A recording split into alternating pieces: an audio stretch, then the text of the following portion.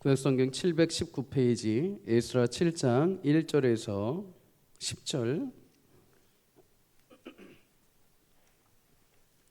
에스라 7장 1절에서 10절까지 우리 성도님들과 제가 합독으로 함께 읽도록 하겠습니다. 하나님 말씀을 우리 온 성도들 내 목소리로 함께 읽도록 하겠습니다. 시작. 이 일 후에 바사왕 아닥사스다가 왕 위에 있을 때에 에스라라 하는 자가 있으니라. 그는 스가랴의 아들이요 아사랴의 손자요 힐기야의 증손이요 살룸의 현손이요 사독의 5대 손이요 아이두베의 6대 손이요 아마랴의 7대 손이요 아사랴의 8대 손이요 무라요의 9대 손이요 스라히아의 10대 손이요 우시엘의 11대 손이요 붓기의 12대 손이요 아비수아의 13대 손이요 비느아스의 14대 손이요 엘르아살의 15대 손이요 대제사장 아론의 16대 손이라. 이 에스라가 바벨론에서 올라왔으니 그는 이스라엘의 하나님 여호와께서 주신 모세의 율법에 익숙한 학자로서 그의 하나님 여호와의 도우심을 입음으로 왕에게 구하는 것은 다 받는 자이더니 아닥사스다 왕 제7년에 이스라엘 자손과 제사장들과 레위 사람들과 노래하는 자들과 문지기들과 느디님 사람들 중에 몇 사람이 예루살렘으로 올라올 때에 이 에스라가 올라왔으니 왕의 제7년 다섯째 달이라. 첫째 달 초하루에 바벨론에서 길을 떠났고 하나님의 선한 손에 도우심을 입어 다섯째 달 초하루에 예루살렘에 이르니라. 에스라가 여호와의 율법을 연구하여 준행하며 율례와 규례를 이스라엘에게 가르치기로 결심하였더라. 아멘. 오늘 본문을 가지고 하나님의 선한 도우심이라는 제목으로 말씀을 함께 나누도록 하겠습니다. 지난 주일부터 이제 에스더가 아니죠, 에스라서를 함께 나누고 있습니다. 에스라서에는 바벨론에 의해 무너졌던 유다 백성이 하나님의 약속을 따라 70년 만에 포로에서 이제 돌아오는 기록이 담겨 있습니다. 1차 귀환 그리고 2차 귀환의 내용이 에스라서에 담겨 있죠. 이들의 귀환은 그런데 굉장히 뜻밖의 인물로 시작이 됩니다. 바로 그들을 다스리고 있던 바사왕 고레스의 명령으로 시작이 되죠. 1장 1절에 하나님이 바사왕 고레스의 마음을 감동시키셨다 이렇게 말씀합니다. 유다 백성을 고국으로 돌려보내시는데 하나님의 주권으로 고레스 왕의 마음을 감동시키셔서 그의 명령을 통해 유다 백성을 고국으로 돌아오게 하십니다. 필요한 모든 재원을 가지고 또한 도움을 얻게 하셔서 예루살렘으로 돌아와 성전을 재건하게 하시죠.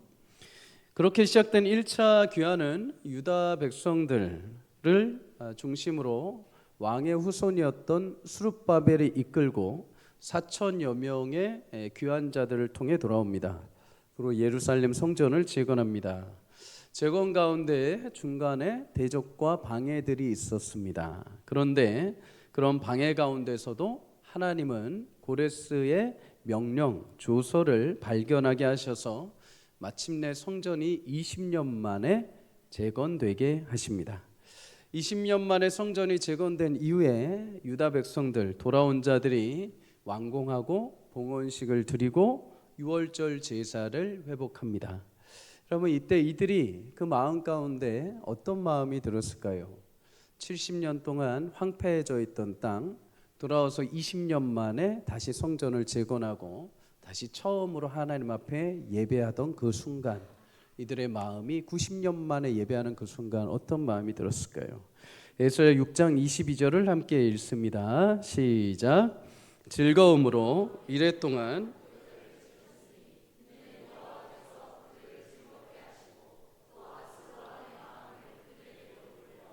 이스라엘의 하나님이신 하나님의 성전 건축하는 손을 힘있게 하도록 하셨음이었더라. 아멘. 하나님 앞에 90년 만에 드리는 제대로 된 성전의 예배, 유월절 절기 속에 즐거움이 넘쳤다라고 말합니다. 여러분, 우리가 드리는 예배 가운데 하나님이 즐거움과 기쁨으로 가득 채워주시기를 주의 이름으로 축복합니다. 여기서 나오는 이 즐거움은 인간적인 즐거움이 아닙니다. 누가 주신 즐거움인가? 하나님이 즐거움을 주신 것입니다. 하나님. 주의 말씀을 따라 믿음으로 걸어갈 때 하나님이 주시는 즐거움이 가득하다. 여러분, 세상에 주는 재미, 세상의 쾌락에 주는 즐거움 정도가 아니라 하나님의 예배 가운데 부으시는 즐거움은 감당할 수 없을 만큼 충만하게 채워주시는 줄 믿습니다. 종종 우리 아이들이 수련회 같은 데를 이렇게 가고 집회 같은 데를 가죠. 그런데 그럴 때 갔을 때 한 2박 3일 정도 말씀에 푹 잠기고 말씀의 은혜 가운데 푹 들어가게 되면 마지막 날은 정신없이 찬양합니다. 그게 그냥 단순히 어떤 세뇌가 된 게 아니라 하나님이 그냥 즐거움을 부으시는 거죠. 세상에 내가 가졌던 학업에 대한 염려, 가정에 대한 아픔, 또 관계 가운데 있던 어려움들, 그 모든 것들에서 벗어나서 하나님 앞에 집중하니까 하나님이 막 폭포수 같은 즐거움을 부으시니까 아이들이 막 뛰고 찬양하고 즐거워하는 것입니다. 여러분, 우리 예배 가운데도 그런 은혜가 있기를 주의 이름으로 축복합니다. 세상의 즐거움 뒤로 하고 하나님 앞에 나왔을 때 하늘의 신령한 은혜, 하늘의 거룩한 젖줄의 은혜가 흘러넘쳐서 우리 가운데 하나님이 부으시는 참된 즐거움과 만족을 누릴 수 있기를 주의 이름으로 축복합니다. 시편 16편 11절은 그래서 이렇게 말합니다. 주께서 생명의 길을 내게 보이시리니 주의 앞에는 충만한 기쁨이 있고 주의 오른쪽에는 영원한 즐거움이 있나이다. 아멘. 주의 말씀을 따라 사는 것, 주의 말씀을 의지하며 주와 동행하는 것이 참된 즐거운 일임을 믿으시기를 주의 이름으로 축복합니다. 하나님은 주의 신실한 자녀들에게 즐거움을 주십니다. 마태복음 25장 21절에 보면 착하고 충성된 종에게 더 큰 일을 맡기십니다. 그런데 그와 동시에 진짜 주인이 이 종에게 주고 싶은 게 있습니다. 그게 무엇이냐? 너의 주인의 즐거움에 참여할지어다. 아멘. 여러분, 주의 말씀을 따르는 자녀들에게 하나님 영원한 구원의 기쁨과 즐거움을 주십니다. 주님은 물론 그 즐거움을 때로는 거두어 가시기도 하십니다. 거두어 가십니다. 이사야 16장 10절에 보면 내가 즐거운 소리를 그치게 하였다 이렇게 말씀합니다. 하나님의 길에서 벗어날 때 하나님은 우리에게 그 즐거움을 거두십니다. 하나님의 영광스러운 즐거움을 거두십니다. 그것은 우리를 비참하게 하는 것이 아니라 가짜로 위장된 세상 속의 즐거움에 속지 않게 하시기 위함입니다. 참된 만족과 즐거움이 하나님으로부터 얻을 수 있고 하나님만이 주실 수 있다는 것을 알게 하시는 거죠. 그래서 하나님께서 벗어나면 세상의 즐거움으로 막 채우려고 하는데 딱 그 순간 불타오르고 끝나버립니다. 그러나 하나님께 다시 머리를 쪼아리고 주님 안에 거할 때, 말씀을 따라 다시 살기 시작할 때 하나님만이 주시는 놀라운 구원의 즐거움과 기쁨으로 가득 채워주시는 줄 믿습니다. 이런 즐거움과 은혜가 모든 우리 성도님들의 삶 가운데 10년 가운데 임하기를 주의 이름으로 간절히 축복합니다. 오늘 본문의 배경은 1차 귀환한 유다 백성이 성전을 재건하고 난 이후의 이야기입니다. 1절에 보면 이 일 후에라고 이렇게 말하죠. 이 단어만 보면 고작 한 일주일 아니면 며칠 정도 지난 것으로 생각할 수 있습니다. 그런데 정확하게 따지면은 성전이 재건된 이후에 58년 후입니다. 60년 정도가 지난 이후죠. 바사 왕이 이제 바뀌어서 아닥사스다라는 왕이 통치하는 시기입니다. 이때 하나님은 한 사람을 주도적으로 일으키셔서 두 번째 포로 귀환을 준비하십니다. 그 중심에 있었던 사람이 에스라입니다. 에스라. 그러면 성전 재건 후에 60여 년이 지난 이 시점에 하나님은 왜 2차 귀환을 준비시키셨는지를 한번 생각을 해봐야 됩니다. 에스라 10장 1절에서 2절을 함께 읽습니다. 시작. 에스라가 하나님의 성전 앞에 엎드려 울며 기도하여 죄를 자복할 때에 많은 백성이 크게 통곡하며 이스라엘 중에서 백성의 남녀와 어린아이의 큰 무리가 그 앞에 모인지라. 엘람 자손 중 여이엘의 아들 스가냐가 에스라에게 이르되 우리가 우리 하나님께 범죄하여 이 땅 이방 여자를 맞이하여 아내를 삼았으나 이스라엘에게 아직도 소망이 있습니다. 1차 귀환 포로 귀환자들이 감격 속에 성전을 재건했습니다. 그리고 60년의 시간이 흐르게 되죠. 그런데 이 60년의 시간 동안에 무슨 일이 발생하는가? 이들이 성전 재건할 때 그렇게 즐거움과 기쁨으로 이제는 우리가 다시는 죄를 범하지 말자, 하나님이 다시 우리를 돌려보내셨으니 다시 새로운 마음과 새 영으로 다시 시작해보자 라고 시작을 했는데, 시간이 가면서 과거 조상들이 행했던 옛 죄악의 습성을 다시 반복하기 시작을 합니다. 다시 이방의 여자들을 아내로 맞이하고 이 여인들이 가져온 우상들을 섬기면서 애써 귀환하여 성전을 재건케 하신 하나님의 긍휼과 자비에서 다시 멀어져 가기 시작을 한 것이죠. 외부적으로 성전은 쌓았지만 내부적으로 영적으로는 신앙이 온전하게 자라지 못한 것입니다.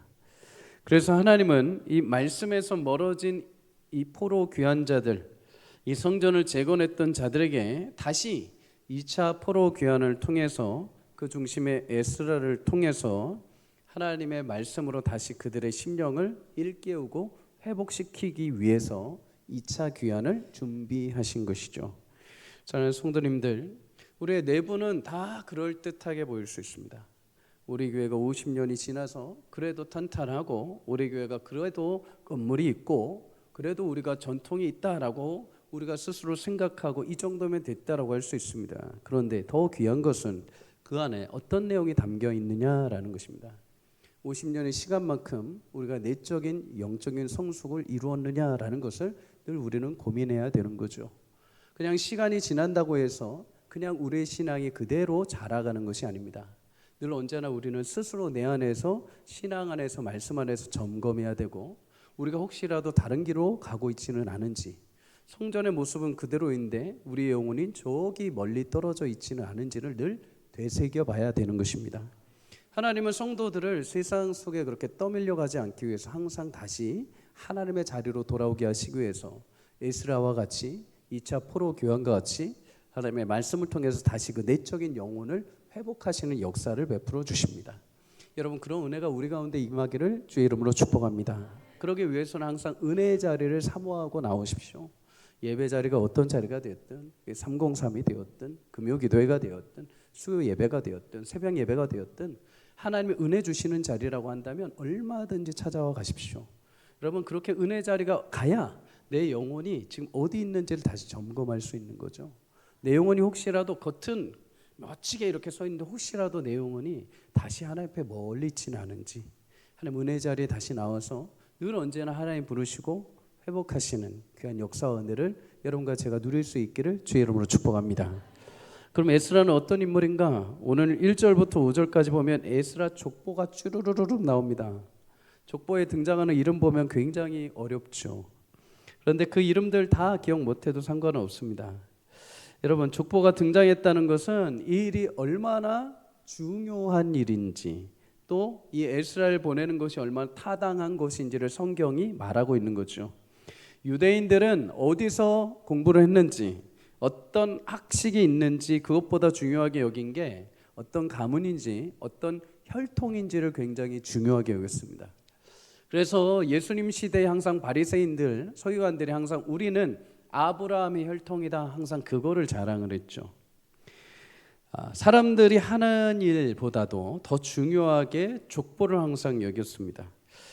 그래서 마태복음에 보면 하나님도 예수님의 족보를 담아주셨습니다. 아브라함부터 다윗까지, 다윗부터 바벨론 포로까지, 바벨론 포로에서 귀환까지, 귀환에서 예수님까지 이렇게 족보를 쭉 기록해 놓고 계십니다.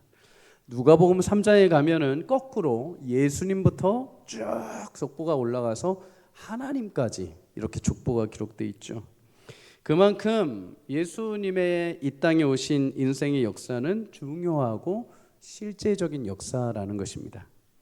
에스라의 족보에 보면 어려운 이름들이 굉장히 많이 등장합니다. 그 가운데 중요한 것은 5절에 그가 대제사장 아론의 16대 손이라는 것입니다. 아론은 모세 시대의 모세 형이었죠. 초대 1대 하나님이 세우신 대제사장입니다. 대제사장은 하나님과 백성들 사이에 다리 역할을 했던 사람이죠. 하나님 앞에 희생제사를 대신 드려주었던 사람이고 1년에 한 번씩 지성소에 들어가서 하나님의 언약궤를 섬길 수 있는 자였습니다. 율법을 연구하고 백성들을 말씀으로 가르치는 일을 했습니다. 그런데 이런 대제사장 가문의 16대 손이 에스라입니다. 그런데 여러분 거기 보면 조금 이해가 안 되는 부분이 있죠. 16대 손.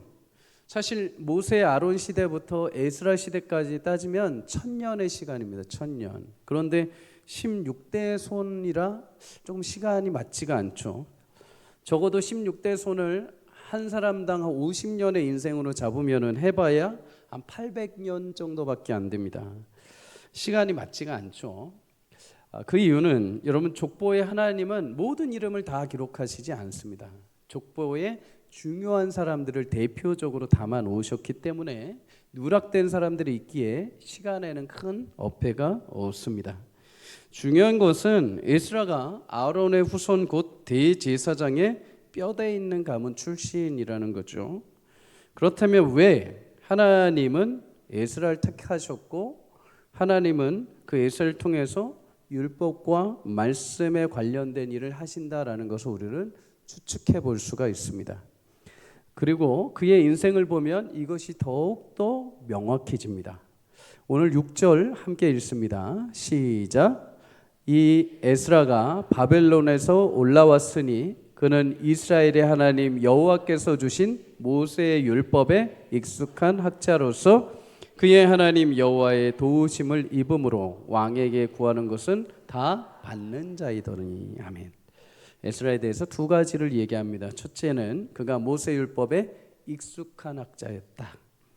바벨론 포로 기간 70년, 성전 재건 20년, 성전이 재건된 이후에 아닥사스다 왕까지 60년 정도 합치면 여러분 지금 에스라가 바벨론 땅 바사 이 통치 아래에 살고 있는 시점은 유다가 망한 이후에 150년이 지난 시점입니다.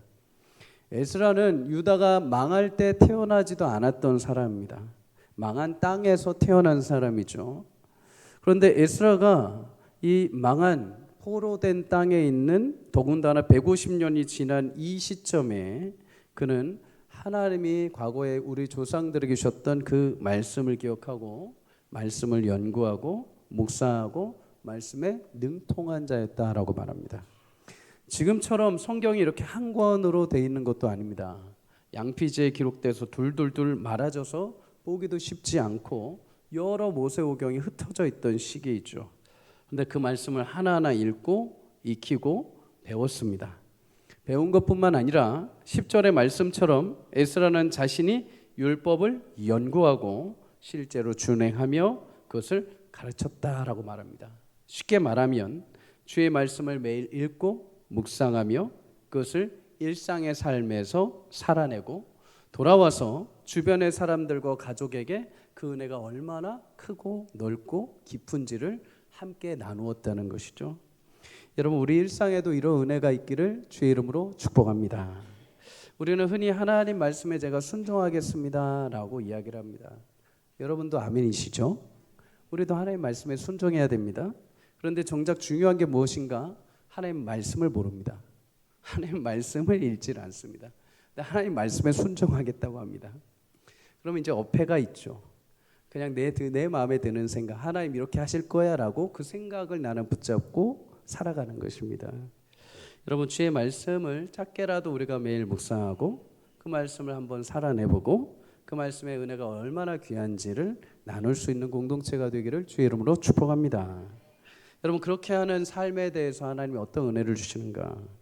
두 번째 특징이 있죠. 여호와의 도우심을 입음으로 왕에게 구하는 것은 다 받은 자이다. 여러분, 당시 에스라의 직업에 대해서 성경학자마다 조금씩 의견이 다릅니다. 그런데 공통적인 의견은 그가 바사 제국 내에 유대 공동체 행정 지도자로 아닥사스다 왕의 총애를 입어서 고위 관직에서 활약했다라는 것은 모두 공통적으로 이야기를 합니다. 아닥사스다가 왕이 에스라를 얼마나 총애를 했는지 에스라가 조언을 하면 그거를 듣고 나라의 통치에 반영을 합니다. 심지어 내일 본문이지만 에스라가 귀환할 때 아닥사스다가 편지를 써서 에스라를 통해서 전달합니다. 그게 무엇이냐? 이가 가는 모든 곳마다 필요한 모든 재물을 다 주고, 이가 가는 곳마다 세금을 면제해주고, 이가 예루살렘에 가게 되면 이 에스라를 모든 행정권과 사법권을 다 줘서 그에게 그 지역을 모두 다스리게 해라. 얼마나 총애를 하면은 권한까지 다 이양을 해줍니다. 여러분, 우리 여기서 한 가지 교훈을 한 가지 얻게 됩니다. 우리 성도라고 하면은, 신자라고 하면은 교회의 삶, 일상의 삶이 다르다고 이렇게 생각을 하시는 분들이 있습니다. 그런데 그러지 않습니다. 여러분, 교회의 삶도 굉장히 중요하지만 내 일상의 삶에서도 하나님은 은혜를 주시고 그 삶을 통해서 하나님은 일상에서 우리를 통해 역사해 가시는 줄 믿습니다. 교회에서는 굉장히 우리가 그럴듯하게 착하게 사는데 혹시라도 세상에서는 막 함부로 말하고 함부로 대한다. 여러분, 그거는 우리가 좀 생각을 해봐야 되죠. 왜 그렇습니까? 여러분, 특별히 겸손하게 하나님의 말씀을 따라 한 걸음 한 걸음 믿음의 삶을 사는 택함받은 성도들의 삶을 하나님은 교회에서뿐만 아니라 세상에서도 하나님이 그를 사용하시면서 세상 사람들 가운데도 인정받게 하십니다. 잠언 3장 3절 4절에서 이렇게 말합니다. 인자와 진리가 너에게서 떠나지 말게 하고 그것을 너의 목에 매며 내 마음판에 새기라. 그리하면 네가 하나님과 사람 앞에서 은총과 귀중히 여김을 받으리라.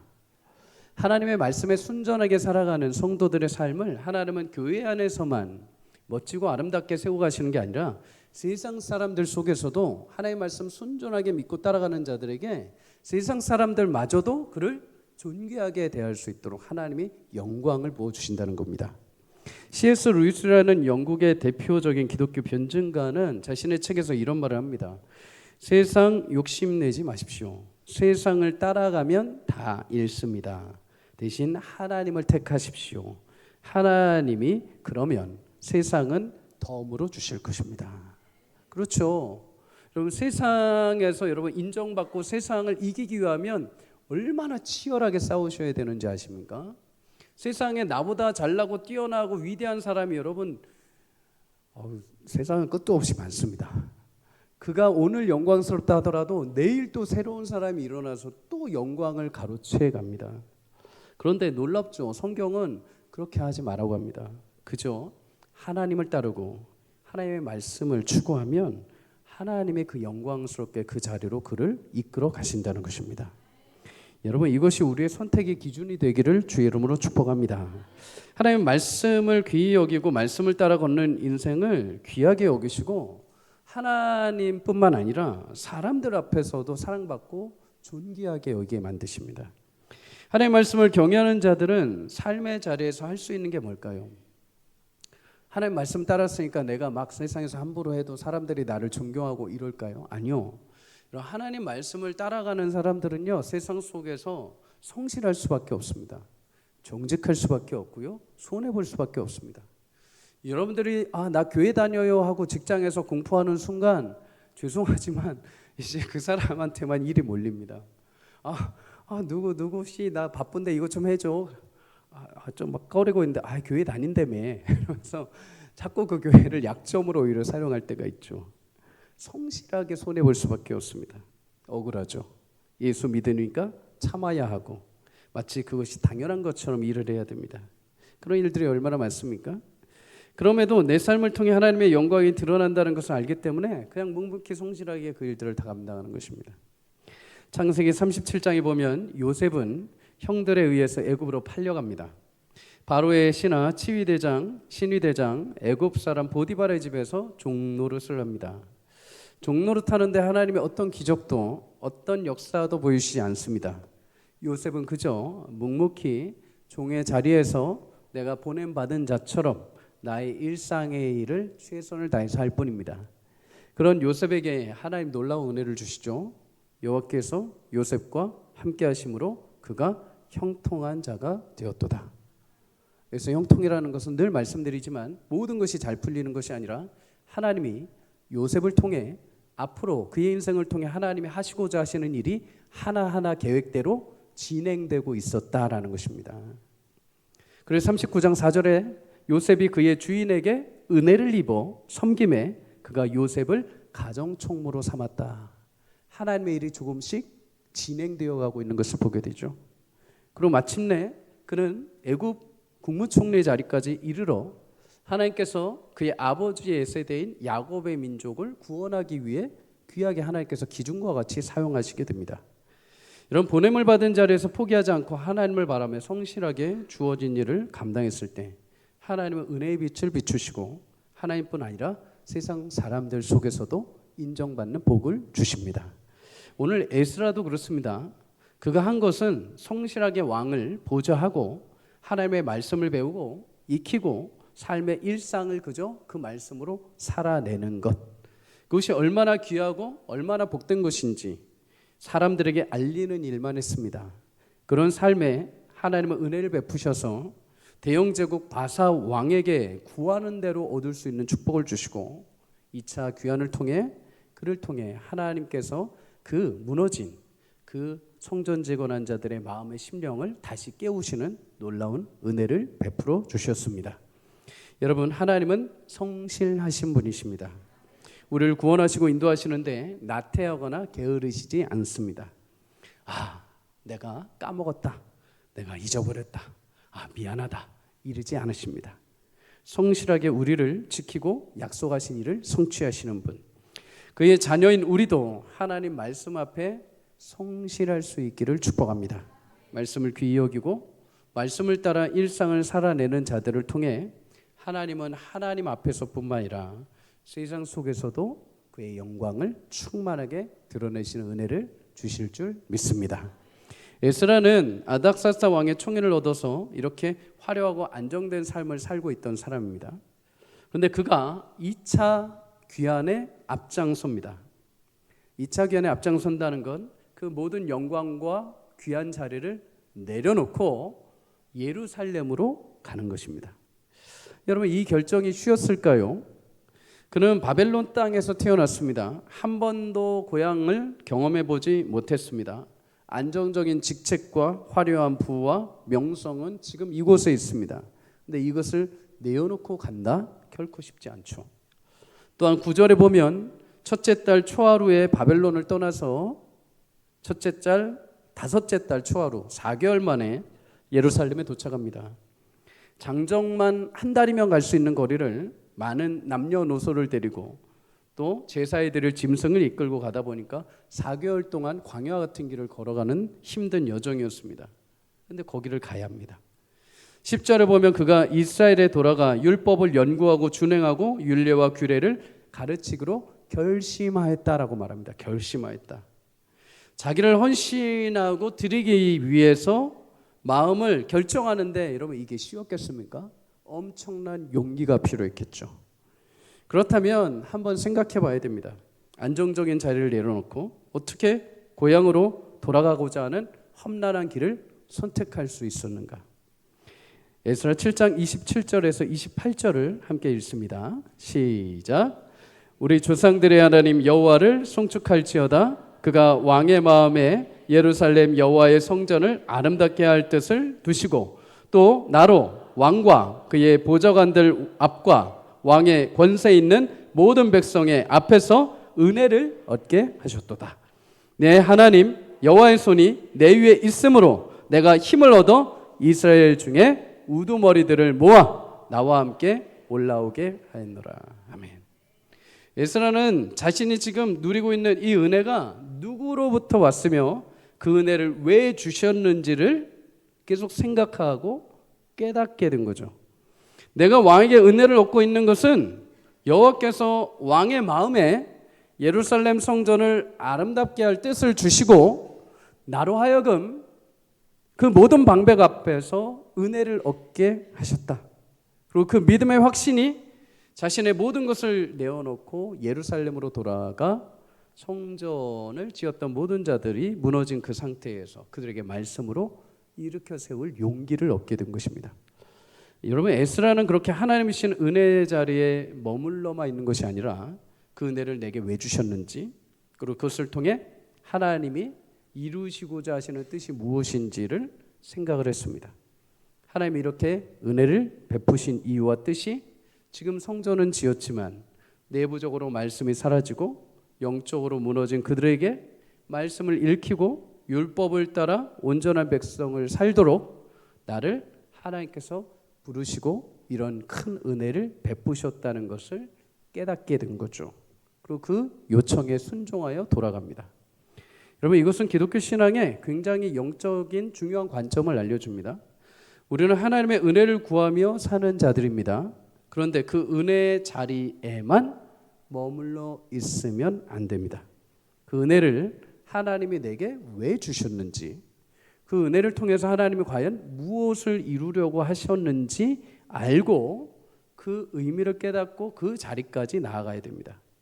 하나님 나에게 왜 이런 건강을 주셨지? 왜 나에게 이런 물질을 주셨지? 왜 나에게 이런 재능을 주셨지? 왜 이런 복들을 주셨지? 거대한 하나님의 역사의 흐름 속에 나에게 주신 이 작은 은혜를 어떻게 하나님이 사용하기를 원하셔서 주셨는지에 대해서 생각을 해봐야 되는 것입니다.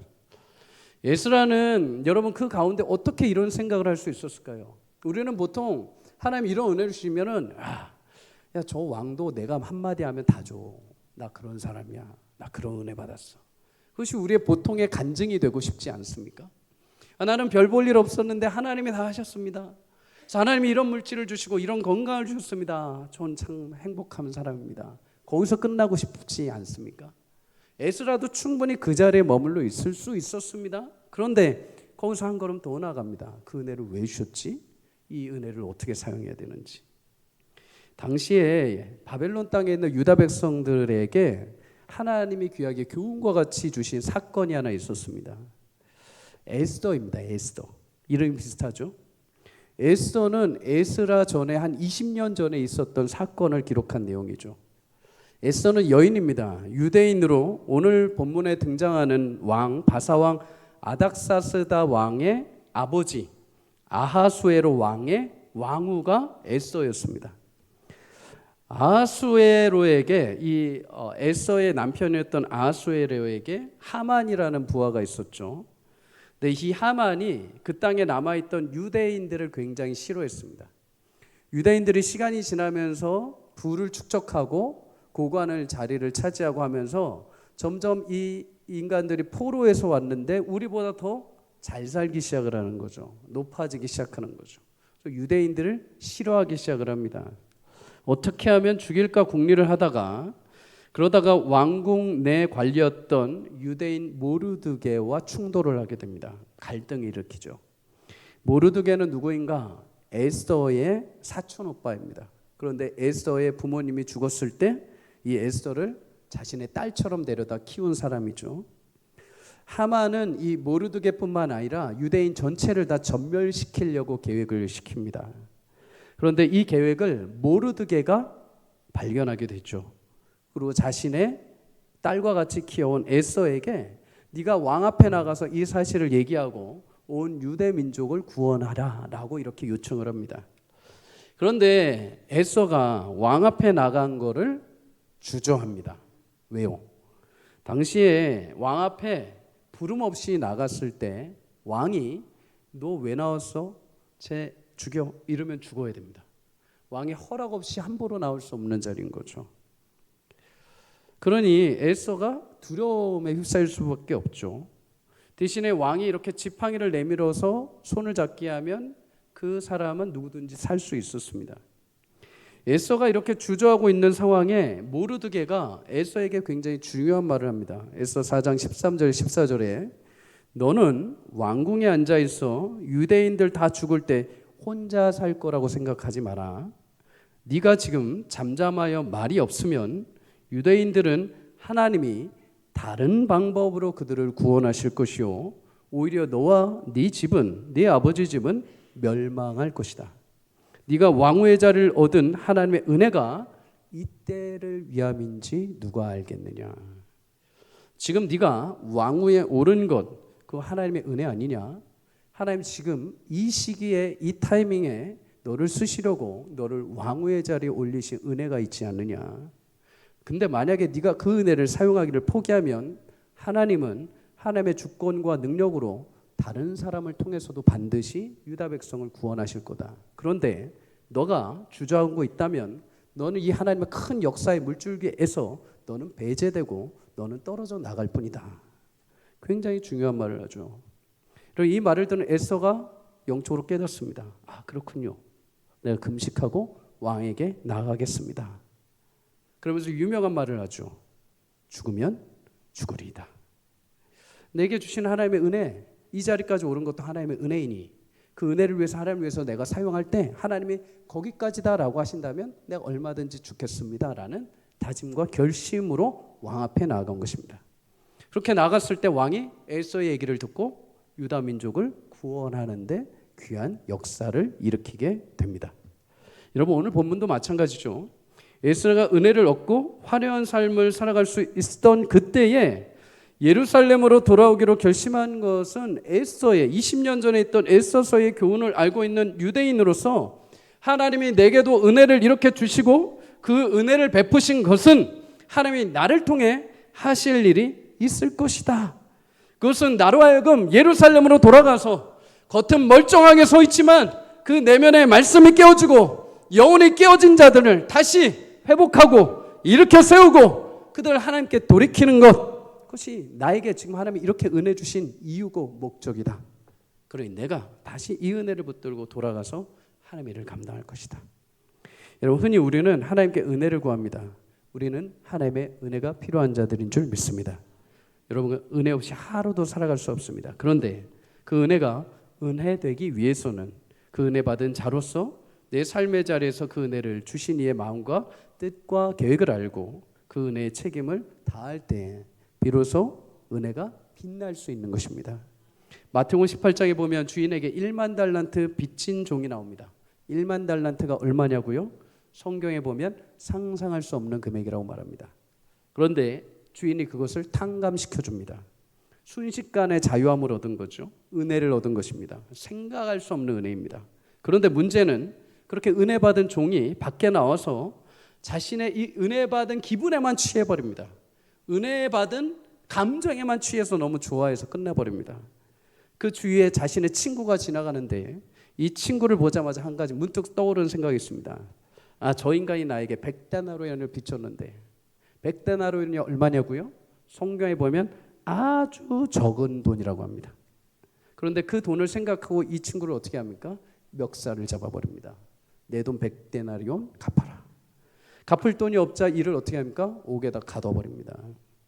이 소식을 듣게 된 주인이 그 종을 다시 부릅니다. 내가 너를 불쌍히 여김같이 너도 너의 동료를 불쌍히 여김이 마땅하지 아니하냐. 내가 너에게 은혜를 베풀었는데 너 또한 그 은혜를 흘려보내야 되지 않겠느냐. 그를 다시 붙들어다가 다시 옥졸에게 맡겨버립니다. 여러분, 은혜를 받은 자, 용서받은 자로서의 책임이 무엇인가? 나로 하여금 그 은혜와 용서를 다른 이에게 베풀 수 있는 책임, 성도의 책임과 삶의 실력과 신앙의 모습이 우리 가운데 있어야 된다는 거죠. 오늘 본문의 에스라도 그렇습니다. 하나님의 율법의 지혜와 행할 수 있는 마음 주시고 모든 왕에게 얻을 수 있는 은혜를 얻었습니다. 근데 그 은혜 자리를 보고 아, 이렇게 하면 이렇게 됩니다.